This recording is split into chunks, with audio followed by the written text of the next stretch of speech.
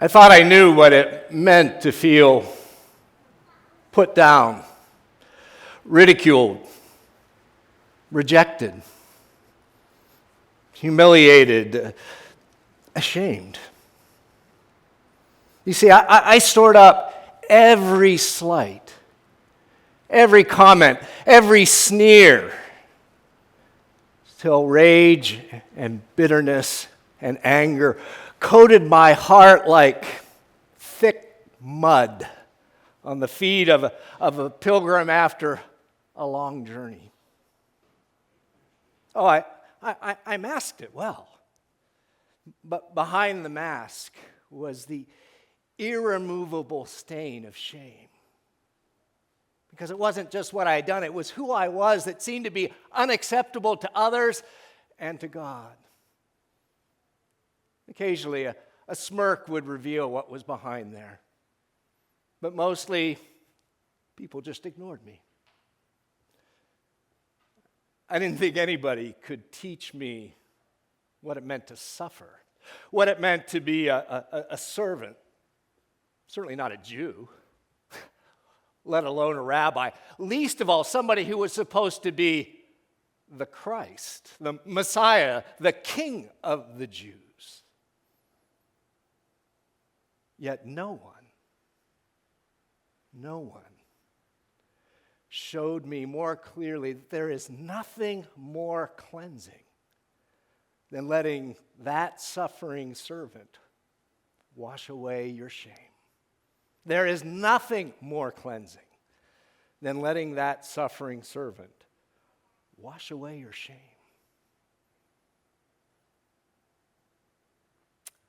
The name of that suffering servant? Jesus, known as the Christ, or known by his shame name as Mary's son. My name? That's not important. What's important is I'm now called by his name, Christian. And let me tell you the story of how that suffering servant, Jesus, washed away my shame, turned my life around, of taking what had been the greatest symbols of shame and raising them up to tokens of transformation. Like many in the empire centered at Rome, I was born a slave. And when my Roman master brought me with him to Jerusalem and fell on hard times, he sold me to a wealthy Jewish innkeeper. My new master was nicer than my old one. He never laid a hand on me. My old master used to beat me if I were slow or he was drunk. Funny how the more he drank, the slower I got and the sorer I got. But it was almost worse with my new master. He never laid a finger on me, but it was as if he never wanted to touch me. It was as if simply touching me in my Gentileness would make him unclean, that he kept his distance, and so did God above. You see, my master was a pious man. I would see him every morning. He would have his Torah scrolls and the law opened up. Now, he never said anything directly to me, unlike the little boys when I would go out of the inn who would mutter, "Goy," Gentile, and spit. No, not directly, but I did overhear one of his prayers that just stuck in my craw. "Oh God, I praise you that I was not born a Goy, a Gentile, or an Isha, a woman." That turned me red with anger and with shame. Where did he get off thinking he was better than me simply because he wasn't a Gentile? Where did he get off thinking he was better than women because he was just born a man?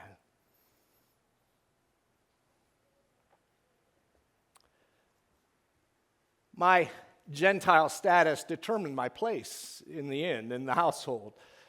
It was the least and the last, often literally the bottom. You see, my hands were considered unclean So I couldn't be involved in preparing food or even serving it because that would make it unkosher and inedible for our Jewish guests. But they were clean enough to carry away the garbage afterwards and to empty the chamber pots in the morning and scrub out the latrine. But the very worst task that I had, the task that it was actually against the law to demand a Jewish servant to do, was as the foot washer. Nothing showed my secondary status. Nothing showed that I wasn't even worth acknowledging than washing feet. Now, I would judge from the curious ways things you have on your feet, and frankly, the scandalous way that you are showing your foot there, that you have absolutely no idea how disgusting and abhorrent feet are to Jewish people. I mean, no self-respecting Jew would show their feet like that. They might as well come to worship in their underwear. No, feet were considered dirty and disgusting and unclean. And so, again, you couldn't make a Jewish servant do it, so the Gentile got the job permanently.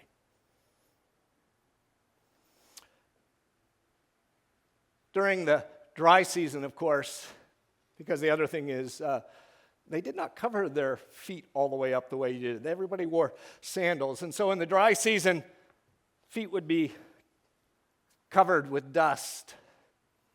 In the rainy season, caked in mud. And if there were sheep or goats, or the worst, camels on the road, there'd be other stuff that you'd have to wash off. I mean, in my time, I saw and smelled and touched some pretty rank feet. In fact, the job is so dirty that nobody would leave on their alb. This is basically what Roman servants wore when they did it. You would have to take it off, get in your underwear, and then grab a long towel to tie around your waist and go and wash and dry each one. This towel was the ultimate symbol of my shame because it showed what I was destined to do. Now, you're probably wondering, how did somebody as insignificant as me ever come into a relationship with someone as exalted as Jesus the Christ? It's not how you're thinking.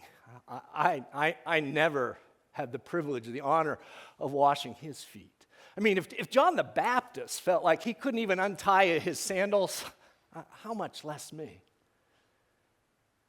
If you'll excuse the pun, the shoe was on the other foot.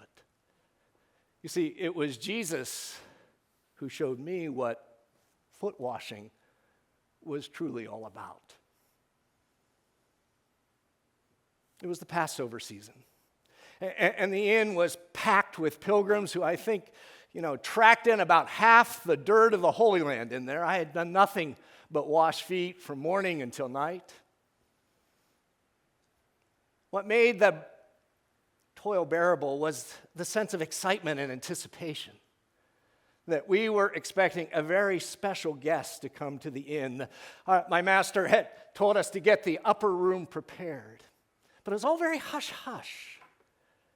Security seemed to be a big concern with whoever this guest was. In fact, it seemed that he suspected that he couldn't even trust his closest associates, that one of them might betray him. Turned out to be true. And so my master and this guest of honor had come up with a very elaborate way to allow his most trusted associates to come and finish the preparations in the upper room. And that involved having a man carrying a water jar so that could be recognized by the advance team. Now you say, well, a man carrying a water jar, what's up with that? Well, in this culture, no self-respecting man would ever be seen carrying a water jar. That was women's work. So naturally, you know who got the job of being able to carry the water jar. Me. As I hoisted it up on my shoulder and stepped out of the inn, the stairs began. And the little boys who usually muttered goy and spit now pointed, Isha, woman, and threw stones. I didn't think I was ever going to find whoever it was I was supposed to meet. I just felt the shame of having to walk around the streets of Jerusalem carrying this water jar and everybody looking. Till finally two men came up to me, fishermen by the smell of them, Galileans by their accent. Peter and John were their name. And so I ditched the water jar and took them in a roundabout way and brought them to the inn, and they went up and finished the preparations for the Passover. I wondered who it was that required all this cloak and dagger stuff. I wondered if it was that young rabbi who had made such a stir when he had thrown the money changers and the merchants out of the temple. I got ready for the meal. I took my place at the side and brought in lots of water. I was ready to do my duty and wash the feet when the group came in. As the sun was coming down, I heard the hubbub of a group coming in. They were arguing about which of them was the greatest disciple. Peter and John were laying claim that, hey, we're the ones who he sent to set up the table. Naturally, they all ignored me. And as they came in and were elbowing their place to be in the places of honor at the table, I got ready to do my job. And their argument got louder and louder until suddenly they were silent and looked a little embarrassed, because there at the entrance was my master and Jesus. My master gave me that look like, hey, get a move on it. This is a really important guest. Start washing feet. And as I grabbed my towel and got ready to go, Jesus looked at me, shook his head. The ultimate insult. This guy thought he was so holier than thou that he wouldn't even let a Gentile wash his feet. I thought, well, wash your own feet. See which of these greatest disciples gets the job. But Jesus held my eyes. And as he looked at me, I sensed that he identified with every insult, every slight, every rejection, all the humiliation, all the shame. He knew it. And then he smiled as if to say, this has nothing to do with you. Watch. I'm going to teach these lads a lesson.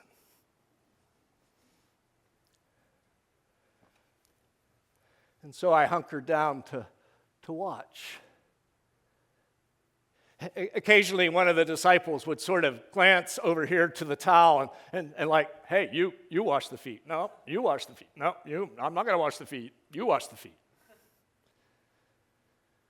Not the most appetizing Seder. You have to understand that when we eat, we are reclining like this, and so you have somebody's feet right in your face. You may not know who washed your feet, but you certainly know when the feet are not washed. Just one pair of unwashed feet can ruin the most delicious meal.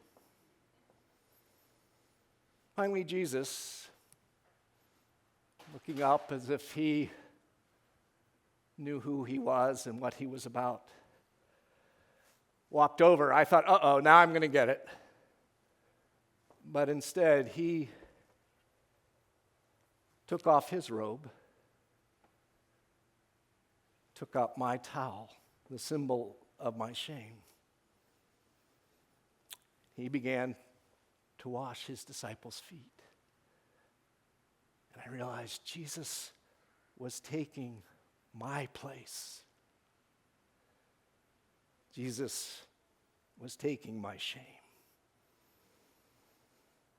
You could have heard a pin drop.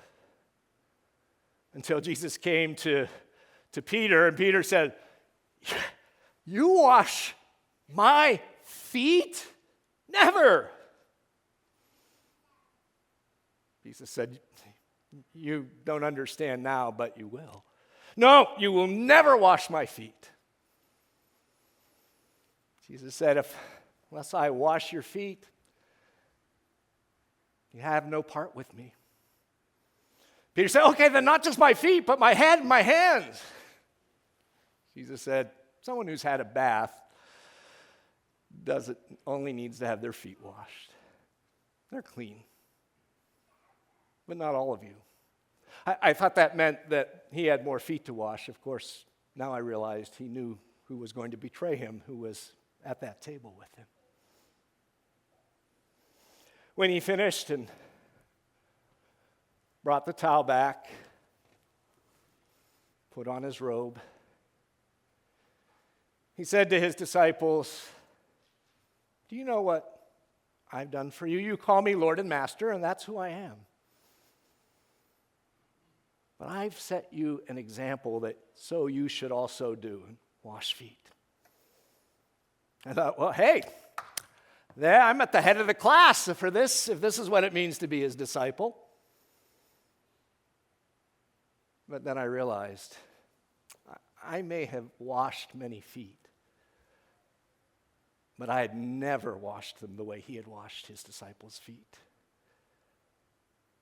Washed the feet of one who was going to betray him with so much love and compassion and mercy.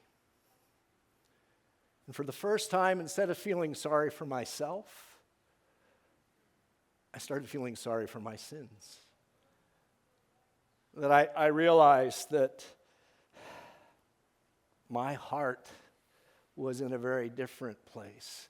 That my heart was filthier than the feet that I had been washing. I wondered if anything could wash away the stain of shame. Little did I realize that Jesus would do that precise thing the next day.